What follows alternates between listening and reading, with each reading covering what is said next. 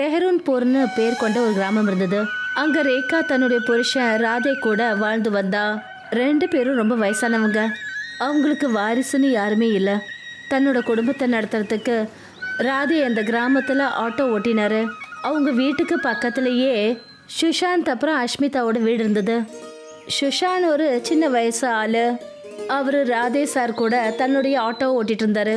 ஒரு நாள் காலையில் இருக்கும், சுஷாந்த் ராதேயோட வீட்டுக்கு வந்து அவருக்கு குரல் கொடுத்தாரு. வாங்க ராதே ஐயா, இன்னைக்கு ஆட்டோ ஸ்டாண்டுக்கு போக வேண்டாமா? ராதே வீட்டுக்குள்ளே இருந்து குரல் கொடுத்தாரு. வரேன்ப்பா சுஷாந்த் கண்ணா. ராதேவும் கொஞ்ச நேரத்தில் வீட்டுக்குள்ளேருந்து வெளியே வந்தார் அவங்களுடைய ஆட்டோ ஸ்டாண்டுக்கு போகிறதுக்கு. என்னாச்சு ராதே ஐயா, இப்போல்லாம் ரொம்ப லேட்டாக வரீங்க? ஏதாவது பிரச்சனையா என்ன? இங்கே பாருப்பா சுஷாந்த், வயசாகும்போது களைப்பும் அதிகமாகுதில்ல. தூக்கத்திலிருந்து எழுந்து வர்றது இப்போ ரொம்ப கஷ்டமாக இருக்கு. அவங்க 2 பேரும் அவங்கவுங்க ஆட்டோவை எடுத்துக்கிட்டாங்க. அப்புறம் ஆட்டோ ஸ்டாண்டுக்கு போயிட்டாங்க. ராதே ஆட்டோ ஓட்டி ஓட்டி ஒரு நாள் பொழுதே போயிடுச்சு. ராத்திரி ஆனதும் அவர் வீட்டுக்கு வந்தார். ரேகா, ஓ ரேகா, எங்கம்மா இருக்க? கொஞ்சம் தண்ணி கொடு, எனக்கு உடம்பே சரியில்லாத மாதிரி இருக்கு. ரேகா கிச்சன்ல இருந்து தண்ணி எடுத்துட்டு வந்தாங்க. அப்புறம் ராதே கையில் கொடுத்தாங்க. அப்புறம் அவர்கிட்ட கேட்டாங்க, என்னங்க ஆச்சு? இன்னைக்கு பார்க்க கொஞ்சம் கவலையாக இருக்கீங்க. ரேகா, ஒருவேளை நமக்கும் ஒரு பையன் இருந்திருந்தா நம்மளோட இந்த வயசில் அவன் நம்மளை பார்த்துக்கிட்டு இருந்திருப்பான். இப்போ என்னால் முடியல ரேகா. இந்த வயசில் இவ்வளோ நேரம் என்னால் வேலை செய்யவே முடியலை. கிராமத்துக்குள்ளே கவர்மெண்ட் பஸ்ஸும் இப்போ விட போகிறாங்களாம். இப்போ தினசரி வருமானம் கொஞ்சம் கம்மியாயிடும். இப்படியே போனால் நம்ம 2 பேர் செலவையும் பார்க்க முடியாது. பரவாயில்ல விடுங்க, ஏதாவது நிச்சயமாக சமாளிச்சுக்கலாம். அந்த ஈஸ்வரன் நம்மளை தினமும் பார்த்துட்டு தான் இருக்காரு. நம்மளை நிச்சயமாக அவர் விட மாட்டாருங்க. நீ சொல்கிறதும் சரிதான். ரேகா பார்த்தாங்க, அவங்க புருஷனோட உடம்பு ரொம்ப காய ஆரம்பிச்சது. அவருடைய உடல்நிலை ரொம்ப மோசமாக ஆக்கிட்டு இருக்கதை பார்த்தாங்க. அப்போ தான் அவங்க வீட்டு வாசலில் சுஷாந்த் வந்துட்டாரு. அப்புறம் அவருக்கு குரல் கொடுத்தாரு. ராதே ஐயா, ஓ ராதே ஐயா, வாங்க, ஆட்டோ ஓட்டுறதுக்கு போக வேண்டாமா? ரேகா வெளியில் வந்தாங்க. அப்புறம் சுஷாந்த் கிட்ட சொன்னாங்க, அப்பா சுஷாந்த், சீக்கிரமாக ஒரு டாக்டர் கூப்பிடுப்பா, அவரோட உடம்பு ரொம்ப மோசமாக்கிட்டே போகுது. அப்படியா, இருங்க, நான் இப்போவே போய் ஏதாவது டாக்டர் இருந்தால் கூட்டிகிட்டு வரேன்.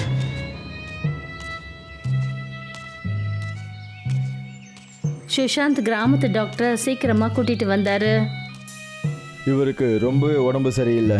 இவர் நிச்சயமாக நல்ல ஓய்வு எடுக்கணும்.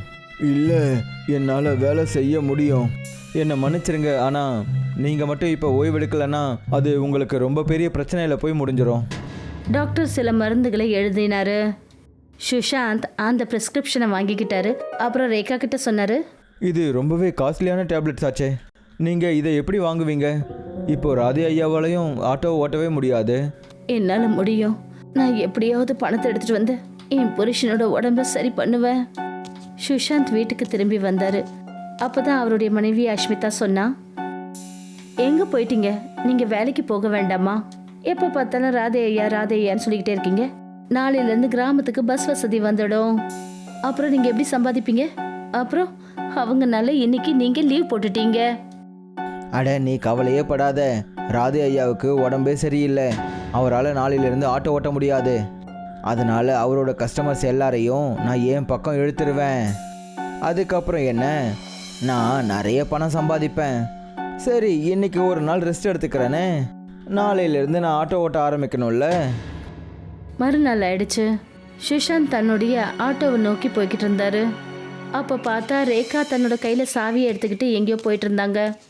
சுஷாந்த் அவங்க கிட்ட கேட்டாரு, காலை வணக்கம் ரேகா அம்மா, காலங்காத்தால எங்கே போயிட்டுருக்கீங்க? நானா ஆட்டோ ஓட்டுறதுக்கு போகிறேன். அப்படின்னா வேலை செய்யலைன்னா பணம் எங்கேருந்து வரும்? அப்புறம் என் புருஷனுக்கு எப்படி நான் மருந்து மாத்திரலாம் வாங்க முடியும்? நீங்கள் இதுக்கு முன்னாடி ஆட்டோ ஓட்டியிருக்கீங்களா? உங்களுக்கு ஆட்டோ ஓட்ட தெரியுமா? ஆமாம்ப்பா, எனக்கு ஆட்டோ மட்டும் இல்லை, எல்லா வண்டிகளையும் நான் நல்லா ஓட்டுவேன். சரிப்பா, நான் கிளம்புறேன். இன்னைக்கு நான் என் புருஷன் வச்சிருக்கிற எல்லா வாடிக்கையாளர்களையும் அவங்களோட இடத்துல கொண்டு போய் சேர்க்கணும். ரேகா நேராக அவங்களுடைய ஆட்டோ கிட்ட போனாங்க. வண்டியை ஸ்டார்ட் பண்ணி அங்கேருந்து போயிட்டாங்க. அப்புறம் சுஷாந்த் மனசுக்குள்ளே என்ன நினச்சாருன்னா, இந்த வயசான கிழவி என்ன பண்ணிடுவா? இவளால் எவ்வளோ தான் கஷ்டப்பட்டு உழைக்க முடியும்? ரேகா ஆட்டோ ஸ்டாண்டுக்கு போனாங்க. அப்புறம் பார்த்தாங்க யாருமே அவங்க ஆட்டோவில் வந்து ஏறவே இல்லை. அப்போ தான் அந்த பக்கமாக வந்த ஒரு ஆள் ரேகா கிட்ட என்ன சொன்னார்னா, அட இங்கே பாருங்கம்மா, ஆட்டோ ஓட்டுறத நிறுத்திக்கோங்க. இனிமேல் எல்லாரும் பஸ்ஸில் தான் போக போகிறாங்க. நீங்கள் 30 ரூபா வாங்கிட்டு எவ்வளோ தூரம் போகிறீங்களோ அதே இடத்துக்கு பஸ் அவங்கள 5 ரூபாயில் கொண்டு போய் விட்டுரும். போங்க போங்க, இந்த ஆட்டோவை விற்றுருங்க.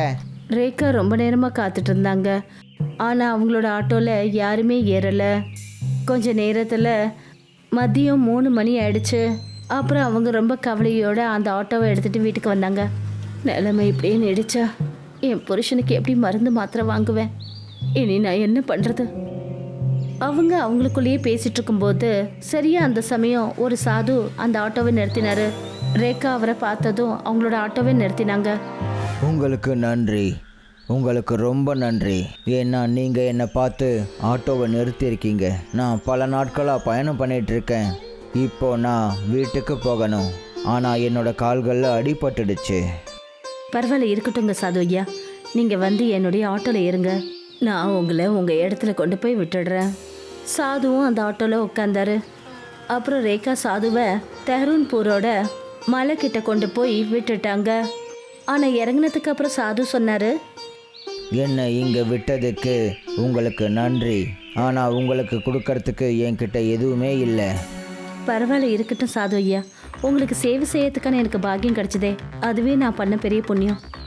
உங்களுக்கு இவ்வளோ வயசானதுக்கு அப்புறமும் நீங்கள் இவ்வளோ கஷ்டப்படுறீங்க. கண்டிப்பாக உங்களுக்கு ஏதாவது பிரச்சனை இருக்கணும். சாது தன்னுடைய பையில கையை விட்டாரு. அப்புறம் தன்னுடைய ஆட்டோவில் தொங்க விடுற மாதிரி ஒரு சின்ன பறவை பொம்மையை ரேகா கிட்ட கொடுத்தாரு. அப்புறம் சொன்னாரு, இதை வச்சுக்கோங்க. இதை உங்களோட ஆட்டோவில் தொங்க விடுங்க. நீங்கள் இதை மாட்டின உடனேயே உங்களோட ஆட்டோ பறக்க ஆரம்பிச்சிடும். இப்படி சொல்லிட்டு சாது அங்கிருந்து போயிட்டாரு. ரேகா அந்த பறவை பொம்மையை பார்த்தாங்க. அப்புறம் தன்னுடைய ஆட்டோவில் அதை மாட்டினாங்க. அப்புறம் திடீர்னு அந்த ஆட்டோவோட 2 பக்கமும் ரெக்கை வந்துடுச்சு. அப்புறம் ஆட்டோ பறக்க ஆரம்பிச்சுது. அட, உண்மையிலேயே இந்த ஆட்டோ பறக்குது. அடேங்கப்பா, என்ன ஒரு அற்புதம்! ரேகா அந்த ஆட்டோவில் பறந்து ஆட்டோ ஸ்டாண்டுக்கு வந்து சேர்ந்தாங்க. மறுபடியும் அந்த ஆள் ரேகா கிட்ட வந்தாரு. அவர் தான் ரேகா கிட்ட அந்த ஆட்டோவை வித்துடும்படி சொன்னார். என்னை மன்னிச்சிருங்க. நீங்கள் என்ன உங்களோட ஆட்டோவில், அதாவது ராக்கெட் ஆட்டோவில் ஏற்றிக்குவீங்களா? நான் உங்களுக்கு முழுசாக 200 ரூபாய் கொடுக்குறேன். தயவு செஞ்சு நீங்கள் என்ன உங்களோட ராக்கெட் ஆட்டோவில் ஒரே ஒரு தடவை கூப்பிட்டு போங்க. தாராளமா வாங்க, ராக்கெட் ரிக்ஷால வந்து உட்காருங்க. மெல்ல மெல்ல எல்லாரும் ரேகாவோட ராக்கெட் ரிக்ஷால உட்கார ஆசைப்பட்டாங்க. தினமும் ரேகா மக்கள் அந்த ஆட்டோ ரிக்ஷால உட்கார வச்சு ஒரு கிராமத்துல இருந்து இன்னொரு கிராமத்துக்கு கொண்டு போய் விட்டாங்க. இதனால மருந்து வாங்குறதுக்கு பணமும் கிடைச்சது. அப்புறம் ராதையோட உடல்நிலையும் சரியாயிடுச்சு. ஆனா இந்த விஷயம் யாரோ ஒருத்தவங்களுக்கு உறுத்துச்சு. அஷ்மிதா அப்புறம் சுஷாந்துக்கு. பாக்குறீங்கல்ல கிராமத்துல என்ன நடக்குதுன்னு. எல்லாத்துக்கும் காரணம் நீங்க தான். ஒரு பக்கம் பஸ் உங்க தொழிலை கெடுத்துருச்சு. அப்புறம் இன்னொரு பக்கம் அந்த ராக்கெட் ரிக்ஷா. இங்க பாருங்க, ஏதாவது செஞ்சாகணும், இல்லைன்னா அப்புறம் வாடுறதே ரொம்ப கஷ்டமாயிடும். நீ எதுக்கும் கவலையே படாத. ரேகாவும் ராதேவும் என்ன ரொம்பவே நம்பிட்டு இருக்காங்க. அதனால அவங்க ஆட்டோ எப்படி பறக்குதுன்னு அவங்க என்கிட்ட எல்லாத்தையும் சொல்லிட்டாங்க. எப்படி அவங்க ஆட்டோ எப்படி பறக்குது? ஒரு சின்ன குருவி பொம்மை அவங்களோட ஆட்டோவில் தொங்கிட்டு இருக்கு. அதை எப்போவுமே ரேகா கழட்டி அவங்க வீட்டுக்கு எடுத்துகிட்டு போயிடுவாங்க. இப்போ நாம் அதை தான் திருடணும். இதான் விஷயமா? திருடுறதுல நான் பெரிய எக்ஸ்பர்ட்டுங்க. அந்த கவலையை என்கிட்ட விட்டுடுங்க. நாள் முழுக்க ரேகா அந்த ராக்கெட் ரிக்ஷாவை ஓட்டி சோர்ந்து போய் வீட்டுக்கு வந்தாங்க. ராதே சீக்கிரமாக சாப்பிட்டு படுத்து தூங்கிட்டாரு. பாதி ராத்திரி ஆயிடுச்சு. அப்போதான் அஷ்மிதா ரேகாவோட வீட்டு கதவை தட்டினா. என்னங்க ரேகா, இதோ வந்துட்டேன். ரேகா அஷ்மிதாவோட குரலை கேட்டுட்டு போய் கதவை திறந்தாங்க. அவங்க பார்த்தாங்க, அவ கையில் ஒரு கூடை வச்சிருந்தா. என்னம்மா விஷயம்? இந்த ராத்திரில இங்கே வந்திருக்க? அம்மா, ஏதாவது பிரச்சனையா? அம்மா, வீட்டில் வெங்காயம் தீர்ந்துடுச்சு. உங்களால் எனக்கு 2 வெங்காயம் கொடுக்க முடியுமா? இந்த ராத்திரிலையா நீ போய் சமைக்க போகிற? அப்புறம் 2 வெங்காயத்துக்காக இப்படி கூட எடுத்துகிட்டு வந்திருக்க? என்னமோ போ. சில சமயங்களே என்னால் உன்னை புரிஞ்சிக்கவே முடியலை. இரு, நான் போய் சமையல் கட்டில் போய் எடுத்துகிட்டு வரேன். ரேகா வெங்காயத்தை எடுத்துகிட்டு வரதுக்காக சமையல் அறைக்கு போனாங்க. அஷ்மிதா பார்த்தா அதாவது அந்த பறவை பொம்மை அங்க டேபிள்ல இருந்தது. அஷ்மிதா சீக்கிரமா உள்ள போய் அந்த பறவை பொம்மையை எடுத்து தன்னோட பேக்ல போட்டுக்கிட்டா. ரேகா 2 வெங்காயத்தை எடுத்துட்டு வந்தாங்க. அப்புறம் அஷ்மிதா கையில கொடுத்தாங்க. உங்களுக்கு ரொம்ப ரொம்ப நன்றி ரேகாம்மா. இப்படி சொல்லிட்டு அஷ்மிதா வீட்டுக்கு திரும்பி போனா. என்னங்க இங்க பாத்தீங்களா, அதான் சொன்னேன்ல கொண்டு வருவேன்னு. வாவ், நீ ரொம்பவே அட்டகாசமான வேலை செஞ்சிருக்க. காலையில் விடியறதுக்கு முன்னாடியே நம்ம ரிக்ஷாவை பறக்க வச்சிடலாம். நீ என்ன சொல்ற? அட ஆமாங்க, அதுவும் இல்லாம என்னால காத்துட்டு இருக்கலாம் முடியாது. நம்ம ரிக்ஷாவை பறக்க விடணுங்க. காலையில விடியறதுக்குள்ளேயே அஷ்மிதாவும் சுஷாந்தும் தன்னுடைய ஆட்டோ கிட்ட வந்தாங்க. ஆனா சுஷாந்த் அந்த பறவை பொம்மையை தன்னுடைய ஆட்டோல தொங்க விட்ட போது பறவையோட நிறம் சகப்பா மாறிடுச்சு. இதோட நிறம் ஏன் சகப்பா மாறிச்சு தெரியலையே. திடீர்னு ஆட்டோ தன்னாலேயே பறக்க ஆரம்பிச்சது. அப்புறம் சுஷாந்தோட பிடியிலேருந்து வெளியாயிடுச்சு. பறந்துக்கிட்டே அவங்க ஒரு கிராமத்தை விட்டு இன்னொரு கிராமத்துக்கு வந்துட்டாங்க. வேற ஒரு நாட்டுக்கே போய் சேர்ந்துட்டாங்க. அட, நாம எங்கெங்க போறோம்?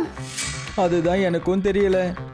அவங்களோட ஆட்டோ ரோஸ் நாட்டோட காட்டு பகுதிக்கு வந்து சேர்ந்துடுச்சு. அப்புறம் அந்த பொம்மை பறவை தன்னாலேயே மறைஞ்சு தன்னோட இடத்துக்கே வந்து சேர்ந்துடுச்சு. இப்போ சுஷாந்தும் அஷ்மிதாவும் ஆட்டோவை ஓட்டிக்கிட்டே இந்தியாவுக்கு வர வேண்டியதாயிடுச்சு. அப்புறம் ரேகா தன்னுடைய ராக்கெட் ரிக்ஷாவை ஓட்ட ஆரம்பிச்சாங்க எப்பவும் போல.